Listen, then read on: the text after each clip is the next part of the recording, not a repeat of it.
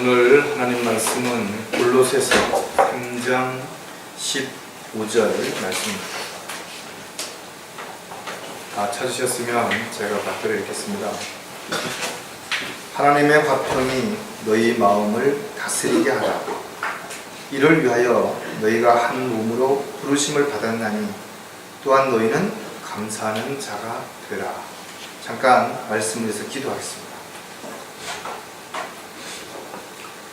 저희들의 모든 것을 다 아시고 또 저희들을 통해서 계획하신 일들을 이루시기 위해서 필요한 지혜와 능력을 허락해 주실 뿐만 아니라 또한 환경과 여건들을 조성해 주시는 주님, 오늘도 이렇게 사랑하는 형제 자매들이 한자리에 모여서 주님을 찬양하고 기도하며 또 말씀 안에서 더욱 성장하고 새롭게 되어서 주님의 도구로, 일꾼으로 또 그리스도의 군사로서의 맡겨진 소임을 잘 감당할 수 있도록 귀한 시간 허락해 주셔서 감사를 드립니다. 저희들이 언제 어디서 무엇을 하든지 늘 하나님의 자녀라는 사실을 잊지 않는 가운데 부끄럽지 않은 삶을 살아갈 수 있도록 도와주시고 또 육신의 만족을 위해서 사는 것이 아니라 주님을 기쁘시게 해드리는 아름다운 성령의 열매를 맺는 삶이 지속될 수 있도록 도와주시옵소서. 오늘도 준비케 해주신 말씀을 잘 선포할 수 있도록 입술을 주관해 주시고 영으로 충만한 가운데 이 말씀이 저희들에게 힘이 되고 위로가 될 뿐만 아니라 잣대가 되어서 저희들 각자가 하나님을 두려워하는 가운데 나그네 시절을 잘 지낼 수 있도록 도와주시옵소서. 모든 것을 온전히 주님께 의탁합니다. 전부 저희들 지극히 사랑하시고 이제 다시 오셔서 저희들을 데려가실 우리 주 예수 그리스도의 이름으로 기도드렸습니다.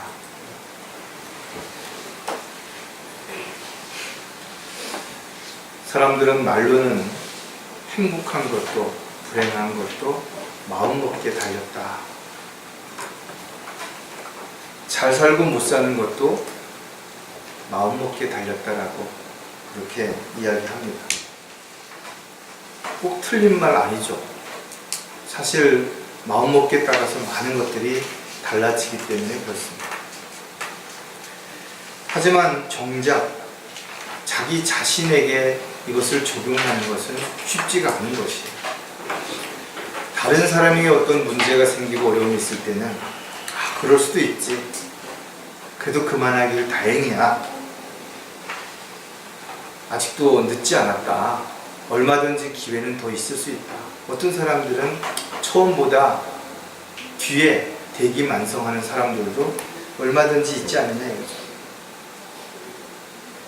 또 자기 스스로에게는 관대하고 자기 중심적이고 이기적이다 보니까 이 적용하는 데 있어서는 분명 다른 사람과 할 때와 다르다는 겁니다.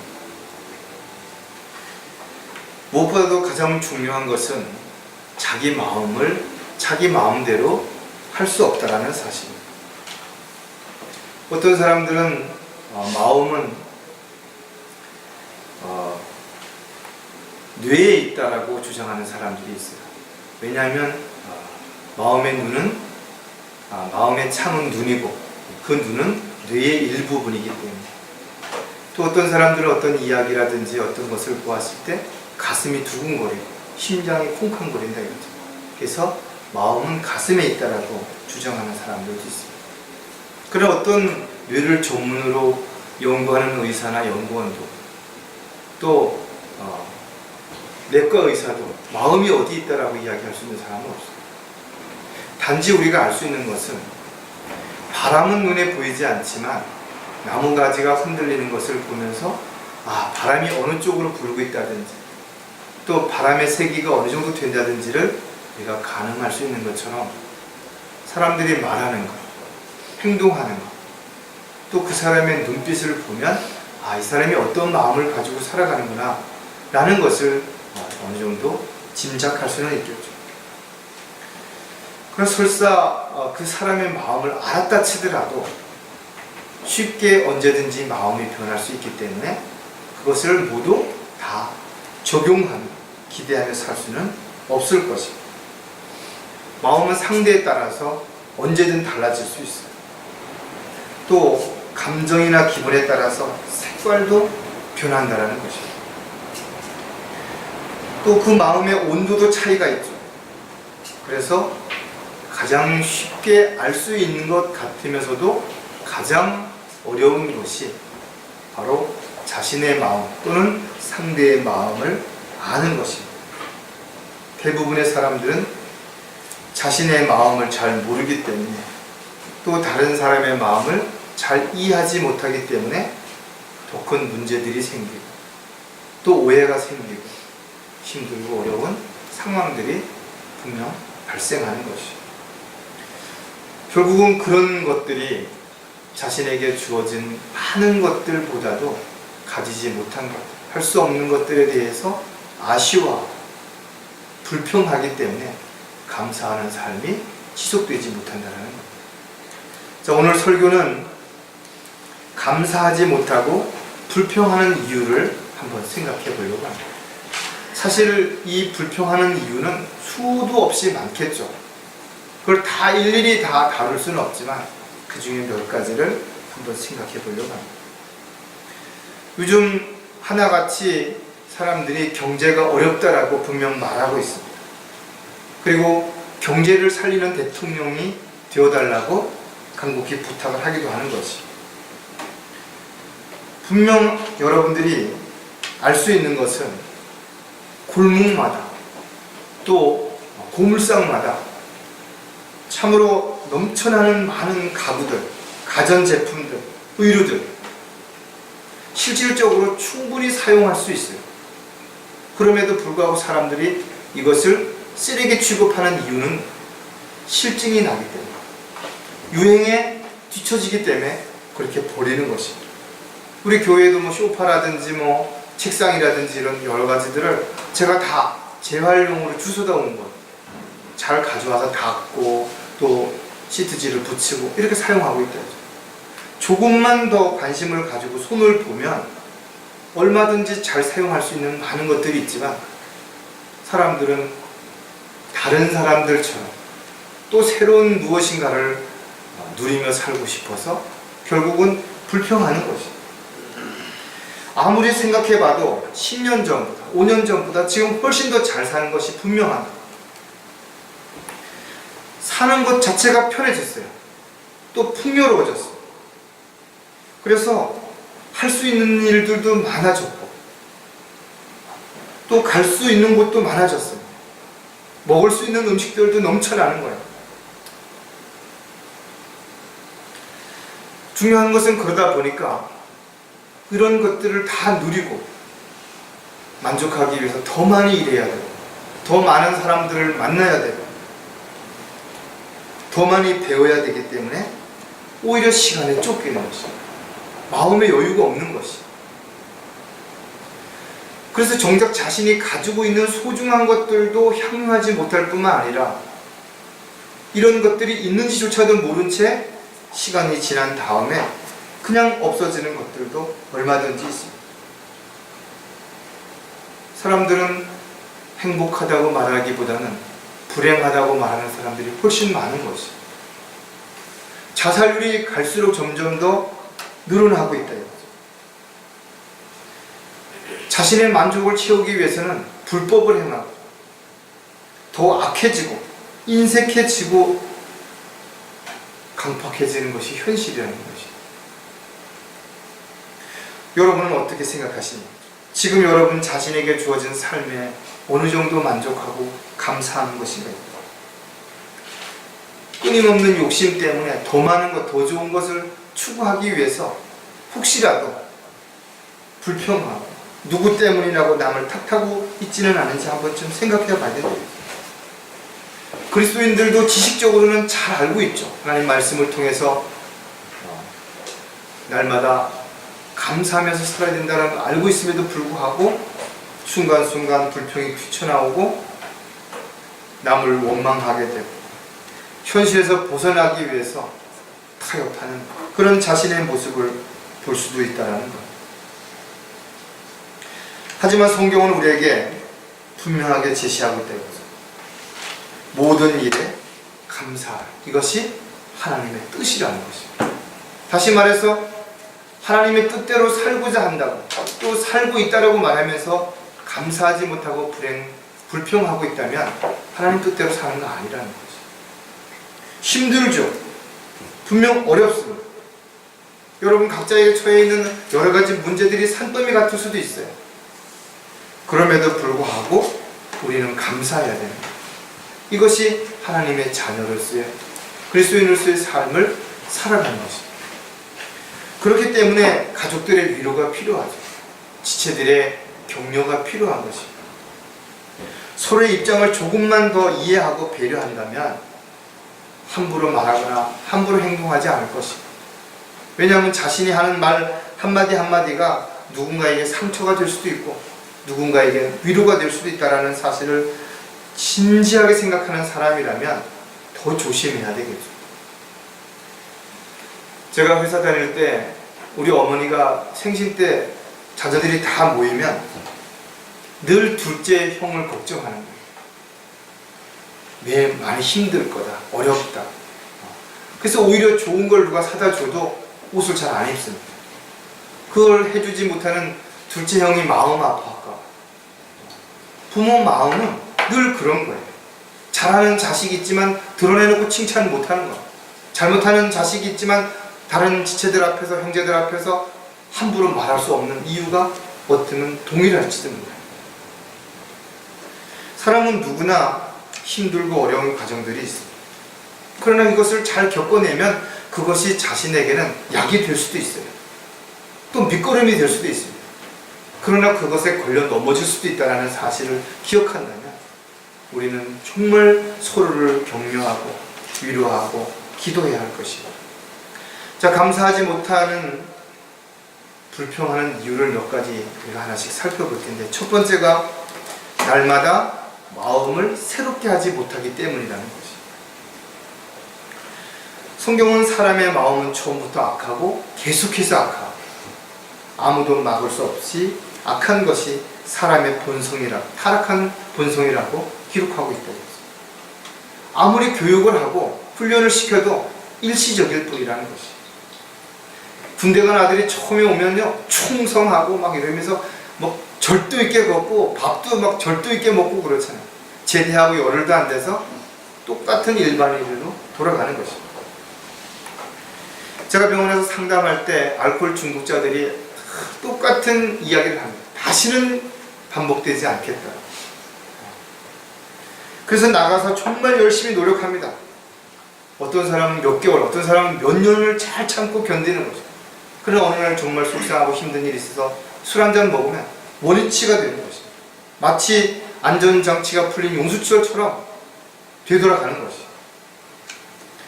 세상에 어떤 부모가, 어떤 선생이, 어떤 목사가 잘 되기를 원하지 않는 사람이 있겠냐 이거죠. 그래서 좋은 말도 많이 하고 격려도 하고 위로도 하고 잘못한 것을 꾸짖기도 한다는 겁니다. 그럼 세상이 바뀌어져야죠. 사람들이 달라져야 되죠.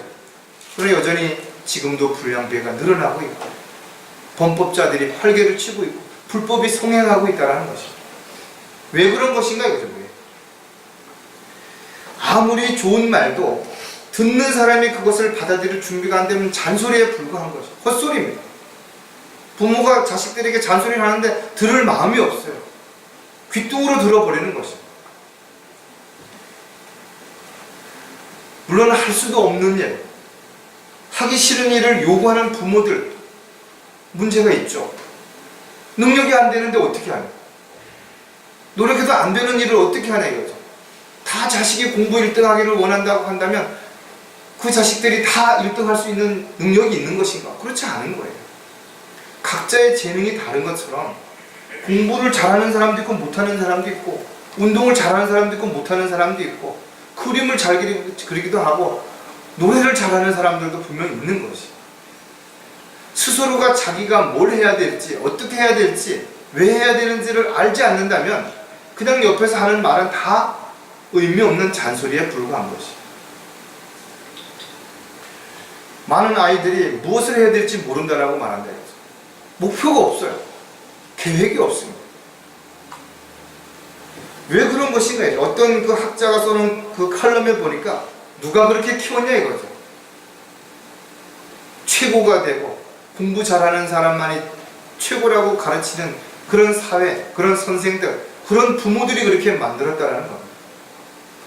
아이들은 어려워도 그냥 가만히 있는 거예요. 뭔가 스스로 계획하고 그것을 해결해 갈 방법을 찾으려고 노력하지 않고 가만히 있는 것이. 그러면 부모들이 안달이 나서 분시렁대고 투덜대면서도 다 해주는 것이. 따라서 남들이 어떻게 되든 상관없어. 자신만 편하다면, 자신만 즐겁다면 공부하는 일보단 게임하는 게 훨씬 재미있죠. 남들은 밤늦게까지 공부하는데 자기는 TV 보고 친구들하고 놀러 다니고 훨씬 재미있습니다. 그러나 5년 후에 10년 후에 자신의 모습을 생각해보지 않는 사람은 그게 즐거운 것이에요. 그렇게 사는 것이 낙이에요. 그러나 10년 후에는 달라지는 것이에요. 지금 많은 부모들이 그렇게 살아와서 후회하는 것이에요. 그래서 자식들이 그렇게 안 살기를 원하지만 그 자식들이 그걸 이해 못한다는 거예요. 그 모습을 부모가 그대로 보여주고 있는 거예요. 변화되지 않으면 달라질 게 없어요. 그리스도인들은 날마다 새로워져야 됩니다. 지금 여러분들이 어떤 삶을 어떻게 살아가고 어떤 목적으로 살아가고 있든 간에 그것이 과연 하나님 뜻에 부합된 것인지, 하나님이 기뻐하시는 일인지를 신중하게 철저하게 검증하고 또 검증해 봐야 될 것입니다. 그리고 변해야 되는 것이에요. 자신은 변하지 않으면서 다른 사람들 보고 자꾸 변해야 된다고 말하면 안 된다. 자신은 열심히 뭔가 배우지 않으면서 다른 사람들에게 배워야 된다고 말하면 안 된다. 노력해야 되는 거예요. 그리고 그것이 본을 보여야 되는 것입니다.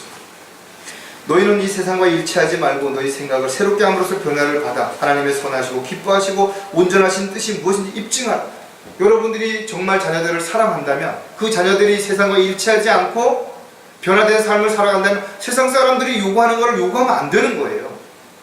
그렇게 해야 된다라고 강요하면 안 되는 것이죠.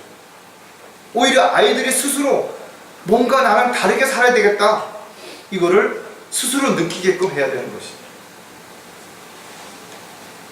마음의 변화를 받지 않으면 결국은 육신을 따라 살 수밖에 없는 것이고, 육신의 만족을 위해서는 세상을 사랑하고 세상에 있는 것들을 사랑할 수밖에 없습니다.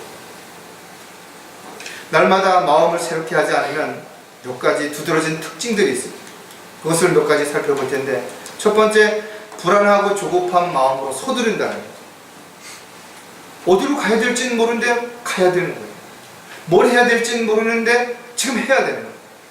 그러니까 이것도 아니고 저것도 아니고 우왕좌왕하고 갈등하고 이거 했다 저거 했다 갈피를 못 잡는 것이. 세상은 참으로 빨리 변하죠. 많은 것들이 순식간에 변하는 것입니다. 이러한 상황에서 불안하고 조급해하며 여유를 가지지 못한 채 살아가는 건 어쩌면 당연할지도 모를 것입니다. 시대는 변하고 있는데 생각은 항상 과거에 머물러 있다면 시대에 발맞춰 따라가면 살아갈 수 없는 것은 분명할 것입니다. 그러나 그리스도인들은 특히 알아야 되는 것은 시대가 바뀌고 세상 제도가 바뀌고 사람의 가치관이 바뀌어도 가장 기본적인 원칙은 하나님의 말씀에서 벗어나면 안 된다는 거예요. 그래서 세상과 부딪히는 것입니다. 내일 일을 알지 못하기 때문에 사람들은 더욱 불안해지겠죠. 그러나 정말 주님 안에서 확신 가운데 믿음 안에 살아가는 사람들은 오히려 마음의 여유가 있는 것입니다. 즉 앞으로 일어날 일들이, 자신에게 닥칠 일들이 다 보여지는 거예요. 그렇다면 여유가 있죠. 미리 준비할 수도 있고 피해갈 수도 있고. 모든 두려움으로부터 자유하며 근심과 걱정을 주님께 정말 맡기고 여러분은 살고 있는 것인가요? 아니면 내가 안 하면, 내가 지금 뭔가를 하지 않으면 뭔가 금방 큰일이 날 것 같고 자식들이 다 잘못될 것 같고 마음의 여유가 없는 거예요. 주님 앞에 맡길 수 없는 것이에요. 잠언 24장 19절에 너는 악하고 악한 사람들로 인하여 초조해하지 말고 악인을 부러워하지 말아요. 세상에는 부러움의 대상을 여러 가지를 볼 수가 있죠. 돈 많은 사람, 성공한 사람, 출세한 사람, 인정받는 사람. 그러나 많은 사람들이 더 많은 걸 가지고도 불안해한다 이거죠. 뺏길까 봐, 잃어버릴까 봐, 그 자리에서 쫓겨날까 봐. 저와 여러분은 자신이 있어야 할 자리에서 자기가 해야 할 일을 잘하고 있다면 불안해할 이유가 없습니다. 왜냐하면 주님이 함께 하시는 것이고 주님께서 책임지시겠다고 분명히 약속했다 이거죠. 그렇다고 게으르거나 나태하면 안 된다 이거죠. 핑계나 변명을 앞세우면 안 된다 이거죠. 자신이 해야 할 도리를 충실히 해야 되는 거예요. 학생이 공부해야 되는 거 당연한 것입니다. 공부보다 더 중요한 일이 있으면 공부할 필요 없어요. 그 일을 하면 되는 거예요. 직장 다니는 사람이 일하는 게 중요하고 그 일보다 더 중요한 일이 있으면 그 일을 해야 된다 이거죠. 자신이 있는 자리에서 자신이 해야 할 일을 소홀히 하면서 무엇인가 불평하는 건 말이 안 되는 것이죠. 주 안에서 쉬고 인내하며 그를 기다리자.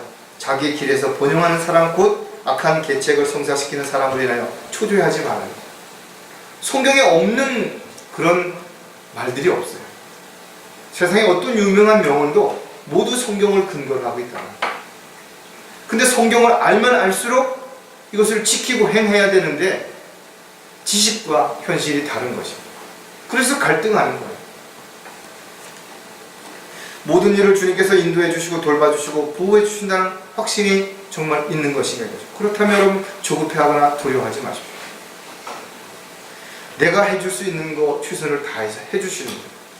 부모를 위해서, 자식을 위해서, 그리고 기도하는 것입니다. 정신을 차리고 자신이 스스로 그것이 무엇이 더 현명하고 합당하고 해야 되는 일인지를 알게 해달라고 기도하는 거예요. 날마다 마음을 새롭게 하지 않으면 과격하고 완고한 마음으로 살게 된다 이거죠. 마음의 변화를 받아야 하는 여러 가지 이유가 있죠.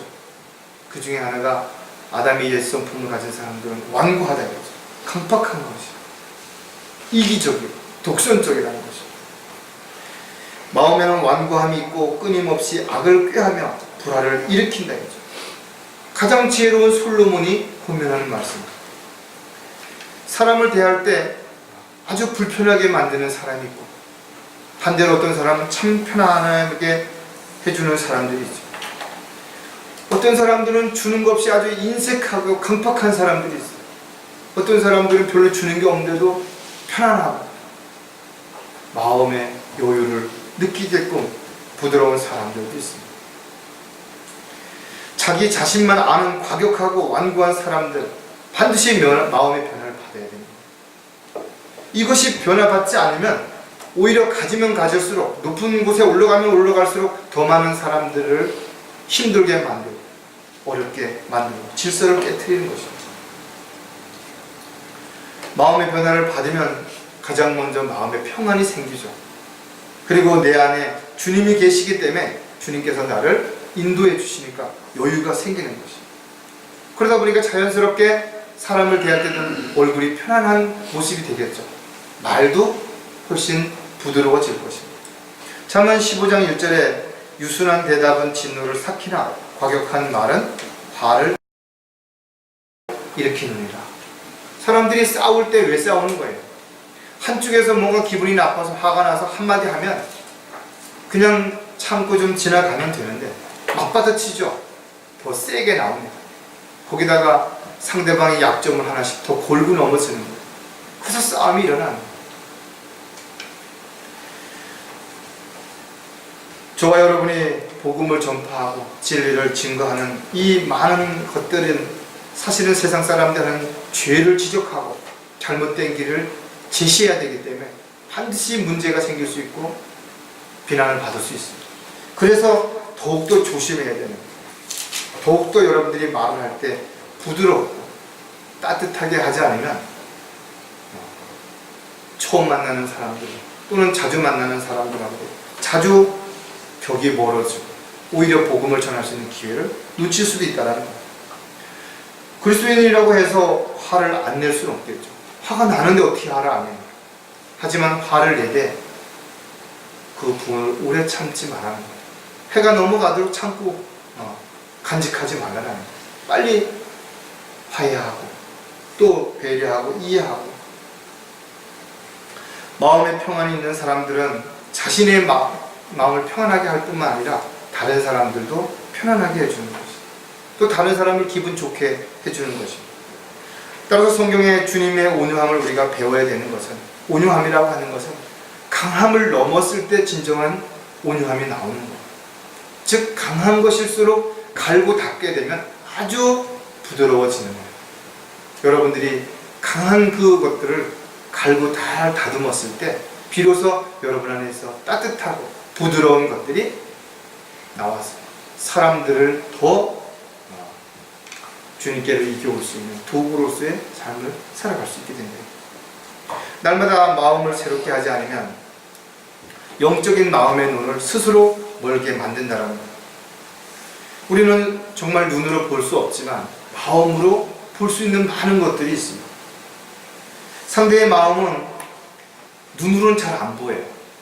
그러나 느껴질 수 있는 것들이 사실 더 훨씬 많습니다. 사람의 눈은 때로는 진실을 말할 수도 있겠죠. 그러나 얼마든지 거짓을 말할 수도 있다는 것. 하지만 마음에서 전달되는 것은 쉽게 감출 수가 없게 되는 거지. 육신적인 일들은 육신적인 눈으로 드러나게 보여지지만 영적인 일들은 영적인 눈을 뜨지 않냐거나 분별력이 없이는 구분이 안 되는 것입니다. 그래서 많은 사람들이 종교 행위를 하는 것이, 영적인 소경이 되어서 자신이 어디로 가는지 무엇을 하는지 분별하지 못하는 것입니다. 성경은 앞으로 일어날 일들을 자세하게 기록해 놓고 있다는 것입니다. 따라서 이러한 일들을 알 수 있는 것은 예언의 영이신 주님께서 우리 안에 계실 때, 또 나와 함께 하실 때 이런 것들을 알 수 있게 되죠. 볼 수 있게 되는 것이죠. 느낄 수 있게 되는 것이죠. 사도행전 26장 18절에 그들의 눈을 뜨게 하여 흑암에서 광명으로 사탄의 권세에서 하나님께로 돌아서게 하며 그들로 죄사함을 받게 하고 내 안에 있는 믿음으로 거룩하게 된 사람들 가운데서 유업을 받게 하려는 것이라고 합니다. 저와 여러분이 과거에 어떻게 살았냐, 어떤 성격을 가지고 어떤 마음 자세로 어떤 목표를 가지고 살았든 간에 여러분들이 주님을 만났다면 주님 안에서 변화가 된 것입니다. 새롭게 된 것들이 분명하게 열매로 드러나야 되는 것입니다. 따라서 저와 여러분의 삶이 아름다운 간증이 되지 못한다 그러면 우리가 아무리 입으로 옳은 것을 이야기하고 성경을 펴서 사람들에게 제시를 한다 하더라도 사람들을 변화시킬 수 없다는 겁니다. 가장 중요한 것은 마음에 먼저 변화가 일어나야 그 다음에 눈으로 보고 느끼는 것들이 그 사람의 말, 행동을 바뀌게 할 수 있다는 것입니다. 자, 두 번째, 감사하지 못하고 불평하는 이유는 날마다 마음을 지키지 못하기 때문이라는 것입니다. 화무는 11홍이라는 말이 있어요. 열흘 붉은 꽃이 없다는 겁니다. 아무리 예쁜 꽃도 시간이 지나면 다 시들시들해지고 꽃잎이 떨어져서 지저분하게 되는 것이죠. 곤불 10년이라는 말도 있죠. 권력이 10년을 가지 못한다는 겁니다. 나는 새도 떨어뜨릴 것 같은 권력을 가졌던 사람들이 하루아침에 법정에 서게 되고 최고의 통치자가 두 평도 안 되는 그런 작은 방에서 지내하는 이런 것들을 여러분 보면서 무엇을 느끼는 것인가. 부자가 3대를 넘기지 못한다는 말도 있대요. 왜냐하면 부모가 열심히 해서 버는 돈을 자식들은 그 어려움을 모르기 때문에 쉽게 잘 쓰는 거예요. 지키지고 어렵다는 거예요. 그러나 세상에서 가장 지키기 어려운 것은 돈도 명예도 권력도 아니라 바로 자기 마음이라는 거예요. 자기 마음을 지키는 것이 훨씬 어렵다는 거예요. 특히 그리스도인들은 예수의 피뿌림으로 인해서 마음이 정결케 된 사람, 깨끗하게 된 사람, 그것은 다른 말로 말하면 오염될 수 있는 요지가 훨씬 많고 변질될 수 있는 요소들이 훨씬 많다라는 거예요.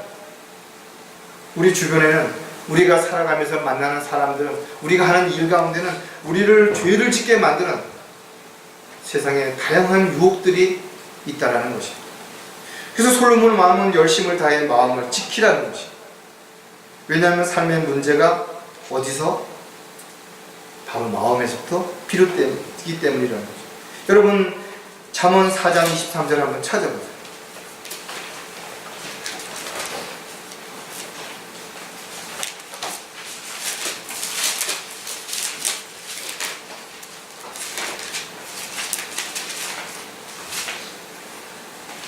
열심을 다하여 내 마음을 지키라. 이런 삶의 문제들이 거기서 나옵니다. 이 내용이 어렵다고 생각하는 사람은 없을 것이다. 누구나 다 알 수 있는 내용이지만 지키기가 정말 어려운 것입니다. 마음을 지키되 어떻게 지키라고 했어요? 열심을 다해서 지키라는 것입니다. 학생들 공부 어떻게 해야 돼요? 열심을 다해서 해야 됩니다.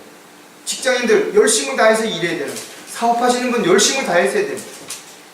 그냥 적당히 대충 시간이 되면 하고 힘들면 좀 쉬었다 하고 남 놀 때 다 놀고 남 잘 때 다 자고 그러면서 남들보다 앞서가거나 남들보다 대접받는 위치에 올라서겠다고 하는 것은 그것은 말이 안 되는 것이죠.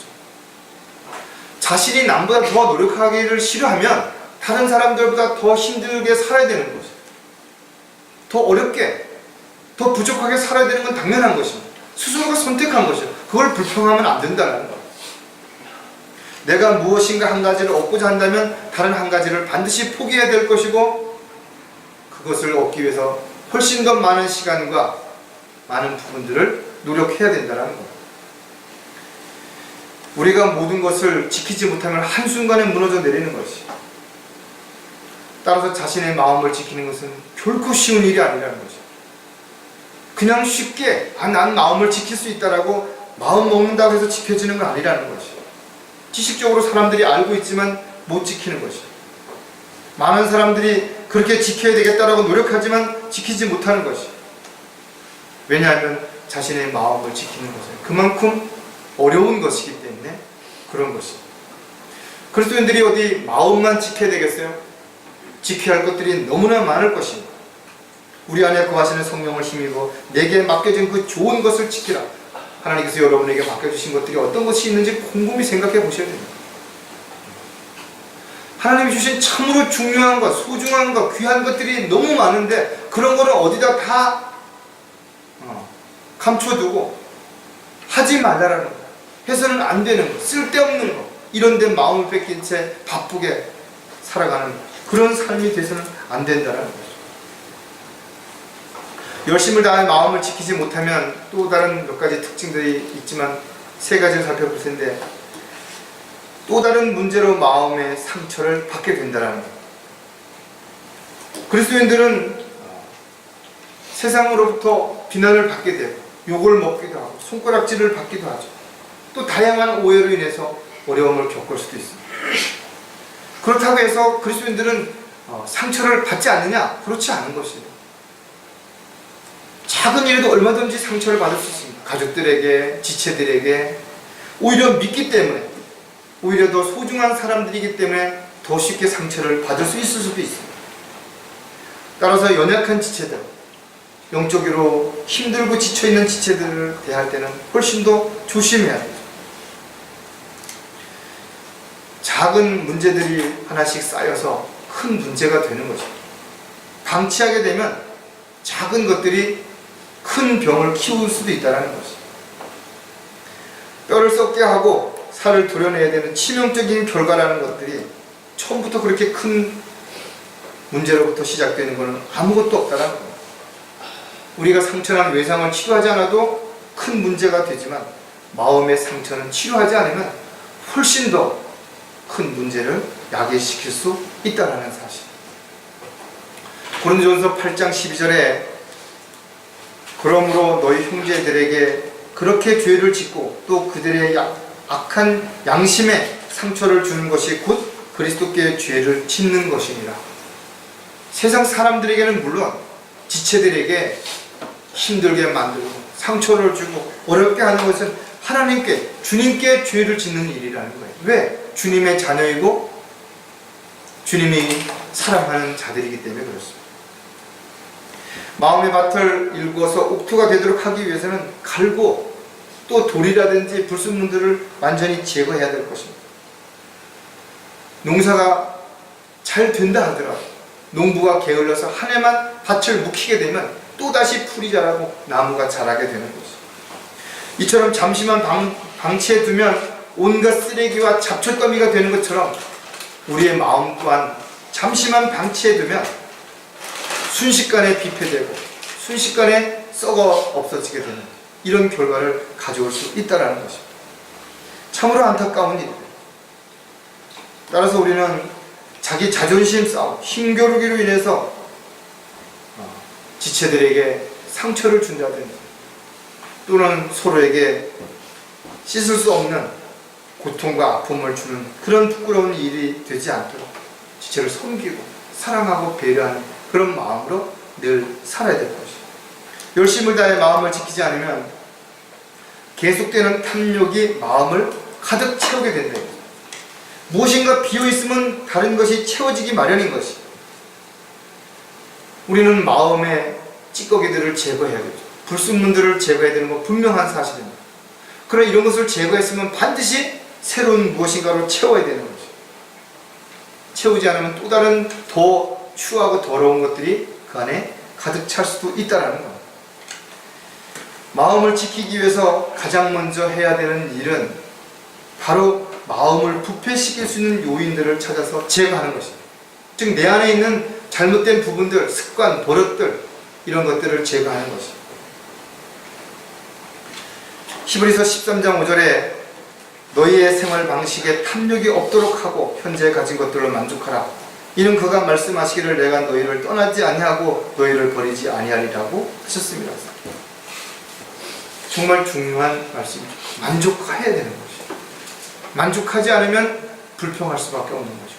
불평할 수밖에 없는 위치가 되게 되면 불법을 행하고 편법을 하고 타협하고 남을 탓할 수밖에 없게 되는 것입니다. 도둑질하는 자들이나 탐욕을 부리는 자들이나 주정뱅이들이나 욕설하는 자들에 착취하는 자들은 하나님의 나라를 상속받지 못하리라.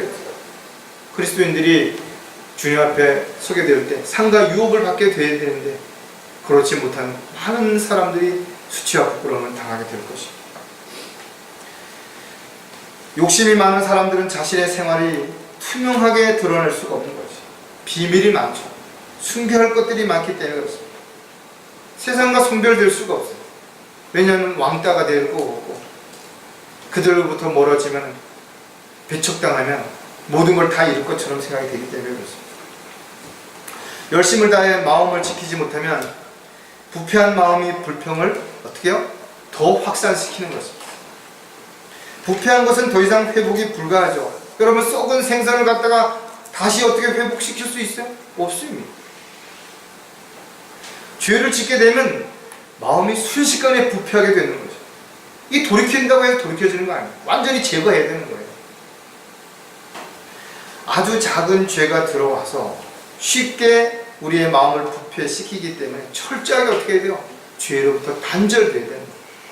죄를 질 수 있는 곳에 가지 말아요. 죄를 질 수밖에 없는 사람들 만나지 말아야 되는 거죠. 죄는 세상의 그 어떤 바이러스보다도 아주 치명적이에요. 눈에 보이지도 않은 많은 죄들이 쉽게 훨씬 자신의 마음을 부패하게 만들고 썩게 만드는 거예요. 그래서 그리스도인들은 매일 자백해야 되는 거죠. 자기가 잘못한 것을 알았으면 더더욱 즉시 자백해야 되지만 자신이 뭘 잘못했는지 모른다 할지라도 반드시 잠자기 전에는 자신의 하루를 돌아보면서 내가 오늘 뭐를 잘못했는지, 내가 혹시라도 누구에게 뭔가 상처를 주는 일을 그런 행동이나 말을 한 적이 없는지 돌아보고, 나는 모르지만 만약에 그런 사람이 있다면 주님의 은혜와 사랑 가운데서 그 마음을 위로해 주시고 그 마음을 격려해 주시라고 기도해야 된다. 고린도전서 15장 33절에 미혹되지 말라. 악한 사귐은 좋은 행실을 부패시키느니라. 아무리 조심해도 더러운 것들이 있는 곳에 가면 더러워지기 마련인 것입니다. 순수하다고 여러분이 생각하는 마음이라면 더더욱 조심해야 돼요. 훨씬 더 오염되기가 쉽기 때문에 그렇습니다. 특히 여러분들 뭔가 복잡하게 생각하지 마세요. 복잡하게 생각하면 할수록 그 틈새로 죄가 비집고 들어올 수 있는 기회를 제공한다라는 거예요. 마귀는 틈을 찾고 있는 거예요. 어떻게 하든지 우리 스스로가 죄를 짓고 하나님께서 하나님께로부터 멀어지도록 만들기 위해서 이간질시키고 모함하고 의심하게 만들고 갈등하게 만드는 것입니다. 그래서 여러분들 누구를 만나느냐 중요하죠. 그래서 만나기 전에 반드시 기도해야 되는 것이고 만나고 난 이후에도 반드시 기도해야 되는 것입니다. 악한 사귐은 좋은 행실을 반드시 부패시킨다는 사실은 명심해야 되는 것입니다. 그냥 하나님의 말씀이니까 그렇게 알고 있는 것이 아니라 지식적으로 알고 있는 것이 아니라 반드시 점검해야 된다. 이 사람이 나에게 어떤 영향을 미치는 사람인지, 무엇을 판단하고 실행하는 데 있어서 감정이나 기분이 앞서지 않도록 우리는 하나님의 말씀을 근거로 해야 되고 하나님의 뜻과 계획 가운데서 실행하기 위해서는 정확하게 말씀을 알아야 하는 것입니다. 날마다 자신의 마음을 지키기 위해서 우리가 해야 할 일이 얼마나 많은지 또 얼마나 열심히 해야 되는지를 오늘 좀 진지하게 여러분들이 다시 한번 자신에게 물어보고 점검하고 결단하는 계기가 됐으면 좋겠습니다. 마지막으로 감사하지 못하고 불평하는 이유는 마음을 활짝 열지 못하기 때문이라는 것입니다. 사실은 많은 사람들이 문제가 외부로부터 온다라고 말하는 것이죠. 하지만 그 외부로부터 오는 것들이 결과적으로 내 마음 안에서 또 다른 문제로 바뀌어지기 때문에 문제가 된다는 겁니다. 사람의 몸은 다양한 문제를 담고 있는 그릇과 같다라는 것이죠. 그래서 그릇이 넓으면 다 수용할 수가 있죠. 근데 그릇이 적으면 계속 문제가 생기고 부딪힐 수밖에 없어요. 어떤 어머니하고 딸이 김장을 하는데 김장을 하다가 딸이 자기가 학교에서 있었던 얘기를 하면서 그 친구 중에 누가 믿고 아주 그 친구 때문에 학교 가기가 싫고 뭐 어쩌고 저쩌고 이야기를 했다. 그 말을 들은 엄마가 소금을 한 줌 집어서 컵에다가 이렇게 타서 이걸 한번 마셔봐라 그랬어요. 그게 이제 조금 먹으니까 얼마나 짭니까? 그런데 큰 그 김치를 할 수 있는 대야에다가 물을 가득 부어놓고 소금 한 줌을 넣었어요. 먹어보라 이거죠. 별 맛이 없다 이거죠. 짜지 않은 것이. 여러분들이 마음의 문을 활짝 열고 마음을 좀 너그럽게 한다면 부딪히지 않을 수 있어요. 바닷가에 있는 모래처럼 파도가 치고 들어오면 다 품었다가 슬며시 놓으면 부딪히지 않을 수 있다는 거예요. 많은 사람들이 자신의 마음의 그릇도 문제지만 자신의 마음의 문을 닫고 사는 것이 더 큰 문제가 되는 거죠. 요즘 여러분들이 사람들을 만날 때 참 이 사람은 마음의 어떤 벽과 같은 마음이 벽과 같은 전혀 어디 뭐 이렇게 열고 들어갈 틈이 없는 답답한 사람을 만날 수도 있을 것입니다. 그런 사람들을 만나면 대화가 안 되는 거예요.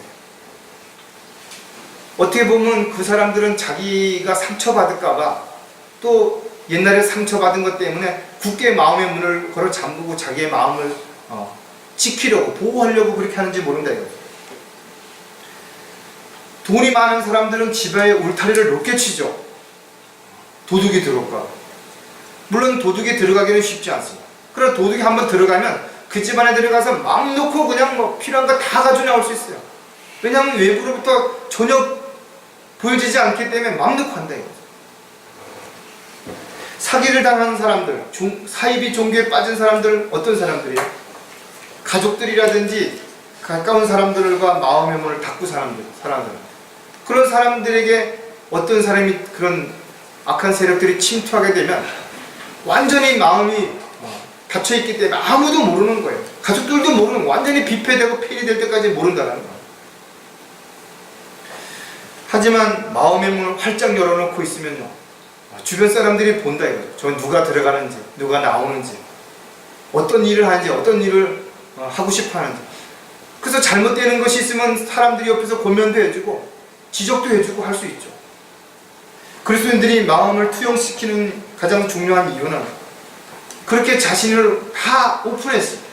자신이 누구를 만나는지 어떤 일을 하는지, 무엇을 하고 싶어 하는지를 다 오픈시켜버리면 죄가 침투할 구멍이 없어요. 다 드러나는데 여러분들이 나쁜 짓 할 수 있겠어요? 나쁜 사람들을 만날 수 있겠냐? 나쁜 장소에 갈 수 있겠냐? 우리는 자신의 마음의 문을 활짝 열어야 되는 것이고, 그러나 억지로 마지못해서 마음의 문을 여는 것처럼 해서는 안 되는 것입니다. 마음의 문은 열 수 있는 사람은 가장 먼저 자신밖에 없어요. 왜냐하면 마음의 문의 빗장이 안에 있기 때문에 자기가 열어야 됩니다. 바깥에서 억지로 그 문을 열려고 하면 할수록 마음의 문이 자꾸 닫는다 이거죠. 따라서 마음의 문을 열 수 있도록 가장 좋은 방법은 바깥에서 끊임없이 두드리는 거예요.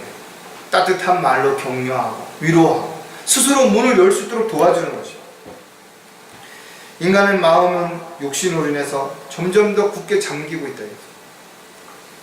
오히려 더 많은 것을 더 가지고 싶어서 더 지키기 위해서 더 빗장을 굳게 걸어 잠그고 울타리를 높게 하는 이런 시대에 지금 우리는 살고 있는 것이죠.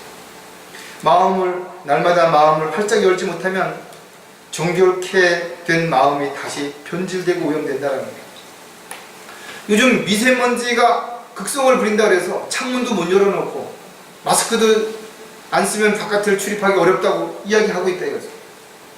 하지만 방 안이나 사무실이 밀폐되어 있으면 오히려 바깥 공기보다 훨씬 더 공기가 안 좋은 거예요. 오염도가 훨씬 더 높다라는 게 결론이 나왔어요. 많은 사람들과의 그런 상처를 받을까봐 문을 잠그기 시작했더니 오히려 주님과의 관계, 지체들과의 관계도 점점 멀어져서 대화가 안 되는 거예요. 고립돼 버린 거예요. 따라서 그리스도인들은 마음의 문을 활짝 열어서 많은 사람들을 만나고 많은 사람들과의 관계에서 따뜻한 그 마음이 다른 사람들의 마음의 문도 열 수 있도록 해야 될 것입니다. 매일 신선한 그런 새로운 공기를 받는 것처럼 하나님의 말씀을 통해서 새로운 여러분들의 안에 있는 어떤 부패된 것들이, 썩은 것들이 정화되고 제거돼야 되는 것입니다. 야고보서 4장 8절에 하나님께 가까이 다가가라. 그리하면 그분께서도 너에게 가까이 다가가시리라. 너희 죄인들아 손을 깨끗이 하라. 너희 두 마음을 품은 자들아 마음을 정결케 하라. 마음의 문을 활짝 열어놓는 것은 정말 중요하지만 한 가지 꼭 명심해야 될 부분이 있다. 그것은 바깥에서부터 안으로 들어오는 것을 반드시 막아야 되는 것이죠. 여러분 집에 가면 창문에 방충망이 있죠. 여름에 시원한 공기를 들어보내게 하기 위해서 문을 열어야 되는데 벌레들이 들어오니까 방충망을 하는 것이죠. 정수기에 필터가 있죠. 걸러내야 될 부분이 있다는 거예요. 저 여러분도 마찬가지로 마음의 문을 활짝 열 때 거기다가 하나님의 말씀으로 방충망처럼 필터처럼 완전히 제거할 수 있는 것들을 안전장치를 만들어 놔야 되는 것이죠. 그리고 그 안전장치에 걸려있는 것들은 끊임없이 털어서 제거해야 돼요. 이제 여름이 가까이 오니까 여러분 에어컨 필터 청소해야 되죠. 깨끗하게 물로 씻어서 공기들이 잘 소통할 수 있고 거기 오염된 것들이 안으로 들어오지 못하게 해야 된다. 저 여러분은 매일 그렇게 해야 되는 거예요. 매일 마음을 정결케 되도록 정수화 시키는 것처럼 여과를 시켜서 깨끗하게 해야 된다는 것이죠. 언제든 오염될 수 있고 변질될 수 있기 때문에 정화 작업이 반드시 필요하다 이거죠. 이것은 하나님의 말씀밖에는 다른 것이 없는 것이죠. 언제나 냉랭한 마음으로 인색하게 되는 이유도 날마다 마음을 활짝 열지 못하는 또 다른 특징 가운데 하나라는 겁니다. 사람들이 욕심이 많은 사람들의 특징은 손을 움켜잡는 거예요. 더 많은 걸 움켜쥐고 싶어하는 거예요. 그래서 마음을 굳게 닫아서 주변 사람들과 대화가 없어요. 가족들과도 대화가 없는 것이에요. 나눔도 없어요. 자신이 가진 것을 자신의 것이라고 생각하는 사람들은 뭔가 하나 주는 게 아깝죠. 또 마음대로 하고 싶은 대로 하면서 내 거 내 맘대로 하는데 무슨 상관이냐라고 판문하기도 한다. 그러나 저와 여러분은 주님의 종이요, 주님의 일꾼이라는 것이죠. 또 주님의 것을 관리하는 청지기에 불과한 것이. 주님께서는 우리에게 관용을 베풀라고 했습니다. 주는 자가 복이 있다라고 분명히 말씀하셨다라는 거예요. 누가복음 6장 10절에 그들 모두를 둘러보시고 그 사람에게 말씀하시기를 내 손을 펴라고 하시자 그가 그리하여 그 손이 다른 쪽 손과 같이 온전하게 회복되더라. 우리가 나눌 수 있는 것은 아무나 할 수 없습니다. 하나님의 사랑이 내 안에 충만해졌을 때만 그게 가능한 거예요. 사랑하기 때문에 아깝지 않은 것이죠. 더 주고도 더 주지 못해서 아쉬워되는 것이죠. 또 성경은 우리에게 거짓말하지 않습니다. 주는 자가 복이 있다고 분명히 말씀하셨는데 내가 끊임없이 나눠주고 배려하는데도 나에게 아무런 유익이 없다. 그럼 세상에 누가 그 일을 계속하겠냐 이거죠. 바보가 아닙니다. 그래서 주어 본 사람만이 더 줄 수 있는 것이에요. 내가 나눔으로 인해서 어렵고 힘든 사람을 도와줬더니 오히려 내가 더 기뻤다라는 거예요. 더 감사가 느껴지고 더 삶의 보람이 느껴졌기 때문에 그 일을 누가 시키지 않아도 자원해서 기쁨을 하는 것입니다. 저와 여러분도 마찬가지 주님의 일을 하면서 고난을 받지만 어려움을 겪지만 사람들에게 비난을 받겠지만 그러나 그 일을 왜 계속하냐 이거죠. 그로 인해서 얻는 기쁨이 훨씬 크기 때문에 훨씬 감사하는 마음이 커지기 때문에 그것이 누가 시키지 않아도 누가 말하지 않아도 그렇게 한다 이거죠. 마지못해 억지로 누가 하라니까 하려고 하면 얼마나 힘들겠어요. 얼마나 아깝겠어요. 얼마나 화나겠냐. 여러분이 경배를 드리는 일도 찬양을 드리는 일도 기도하는 일도 지체들과 교제하는 일도 또 나가서 복음을 전파하고 진리를 증거하는 일도 힘들고 어려운 일이 분명하다 이거죠. 그러나 이 일을 지속할 수 있는 것은 정말 주님 안에서 참된 평안과 기쁨과 감사와 또 곧 주님을 만날 수 있다는 이 사실을 여러분 약속하고 믿고 기다리고 있는 것입니다. 날마다 마음의 문을 활짝 열지 못하면 감사하기보다는 불평이 켜진다. 결과적으로 오늘 내용의 결론이죠. 많은 사람들이 입으로는 감사하다라고 말합니다. 나는 지금도 만족하다라고 말합니다. 그런 형식적이기 때문에 말과 행동이 다른 것이에요. 마음이 오래 지속되지 못한다면 사랑하는 마음, 감사하는 마음이 없어지게 된다면 결국은 자신은 물론 다른 사람에게도 불편을 주고 불쾌감을 주고 힘들게 만드는 것이죠. 저와 여러분은 정말 감사하는 자가 되어야 된다. 작은 일에도 누군가가 나를 위해서 배려해 준다면 감사해야죠. 나에게 좋은 환경이 아니더라도 지금 나에게 주어진 일에도 감사할 수 있어요. 먼저 감사하는 마음이 일어날 때 내가 주님 앞에 무릎을 꿇게 되는 것이고 무릎을 꿇었을 때 주님이 주시는 지혜를 통해서 문제를 해결할 수 있게 된다는 사실입니다. 하지만 많은 사람들이 감사하지 못하고 불평하기 때문에 오히려 주님으로부터 해답을 찾지 못하는 거죠. 길을 찾지 못하는 거죠. 고린도서 3장 15절에 하나님의 화평이 너희 마음을 다스리게 하라. 이를 위하여 너희가 한 몸으로 부르심을 받았나니 또한 너희는 감사하는 자가 되라. 오늘 제가 본문에서 읽었던 그 구절이래요. 감사하는 사람은 주님의 명령에 따라 살아가는 사람, 주님의 말씀에 순종하는 사람, 하나님의 뜻에 합당한 삶을 살고자 하는 사람이 분명하다 이거죠. 저와 여러분은 정말 감사하며 살고 있는 것입니다. 만약에 지금 뭔가 불평하는 것이 있다면 왜 불평하는 것인가 이거죠. 무엇 때문에 불평하는 것인가를 한 번쯤 꼼꼼히 살펴보고 따져봐야 될 것입니다. 저와 여러분은 정말 주님 안에서 또 주님이 내 안에서 주님의 뜻과 계획 가운데 지금 함께하고 있는 것입니다. 그렇다면 정말 마음에 평안이 있는 것입니다. 여유가 있는 것입니다. 초조해하지 않고 두려워하지 않고 불안해하지 않고 여러분들이 지금 주어진 것에 감사합니다. 어제보다 또 앞으로 다가올 일들도 중요하지만 오늘 나에게 주어진 삶을 정말 감사합니다. 저와 여러분의 입에서 끊임없이 주님을 찬양하는 찬송이 지속되었으면 하는 바람을 다시 한번 여러분들과 함께 깊이 생각하고 또 그런 마음으로 살아갈 수 있는 계기가 되시기를 주의 이름으로 부탁을 드리겠습니다. 기도하겠습니다. 하나님 아버지, 참으로 감사를 드립니다.